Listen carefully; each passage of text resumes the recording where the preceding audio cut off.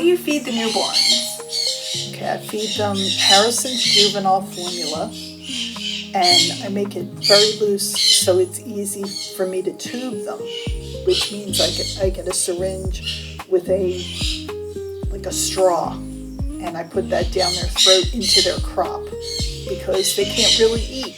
And the mother does that for them. She regurgitates and feeds them that way. How often do you feed them? In the beginning, it's like every other baby bird, like every half hour to 45 minutes. As they get older, you check their crop, and if they have food in their crop, then you don't feed them. If they don't have it, then you do feed them. But it eventually stretches out from a half hour to an hour to 2 hours to 3 hours. Do you change their food as they age? I do. They get formula until they start like biting at the straw that I put down their throat. And then I add in moistened parrot chow, and I make it very loose, but then I put it on a spoon and they will eat it off the spoon. Is there a difference between what you feed the conures and the native birds? No, not really. Other than the conures, I will add ground up nuts and vitamins specific to conures. How long do you keep the young parrots? Well, it depends on whether or not we can adopt them out.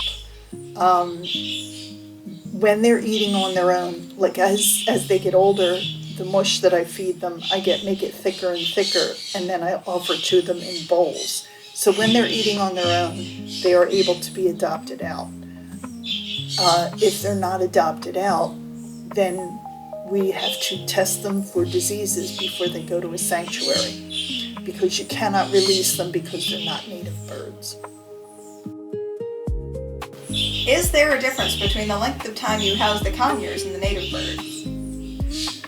Yes, actually, most of the birds that I rehab are smaller, and the smaller they are, the more quickly they mature. The bigger they are, the longer it takes. Like crows, for instance, take over a month. The conures take about 2 to 3 months, depending on how precocious they are. Is it a challenge to adopt out conures? It is, especially Nandays, because they are very, very loud. One of the smartest birds I've ever worked with, but their squawks are ear-piercing, so it is hard to adopt them out. But some people are okay with that. We had 2 Nandays ourselves before we had to rehome them. Do the baby Nandays have to be kept warm? Yes, they do. When they come in, if they don't have any feathers, they have to be kept either in an incubator or on a warming pad. And I usually put in comfort toys with them so that they can snuggle. About what temperature are the baby Nandays kept in?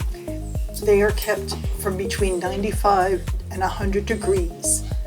And normally I put in like a toy, a stuffed animal, or something like that, and that also helps them keep warm. About how long do you keep them in the incubator? Until they start getting their feathers and can self-regulate. That generally takes about, I would say, 3 weeks. How long does it take before they can fly? Oh boy, it depends on the bird actually. Once they are feathered, they spend a lot of time flapping their wings while they're holding onto a perch or the side of the cage or the bottom of the cage. And then as they get more adventurous, they'll start hopping around the cage using their wings, and then they fly. she's kept in?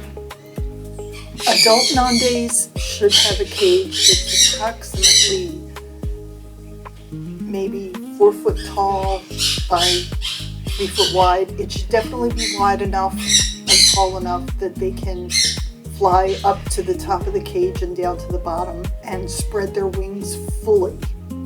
Otherwise, they won't be able to move around or be comfortable. Do they need toys? And if so, how many?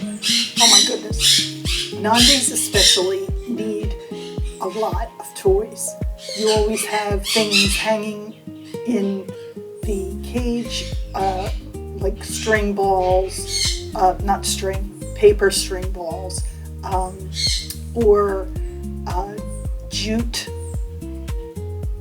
balls, or things with wooden beads on them hanging down or strung across the cage, because Nandays are chewers. They love to chew, and they will chew everything. You don't normally put fabric in there because the strings could get caught in their beak, or if they pull a string loose, it could tie up their feet, which could cause severe injury. But anything else, corn cobs, wood, wooden beads, paper. We have a box that we call a foraging box because it has a lot of stuff in it like that, and they love to go through it, and they will chew it all up in no time at all.